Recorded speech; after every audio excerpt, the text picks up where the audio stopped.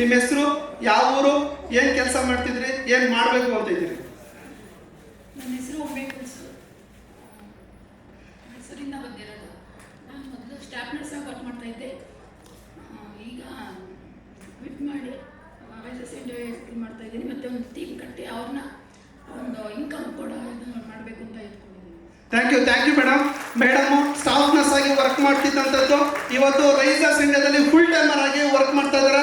All the best madam, all the best you future. Thank you very much.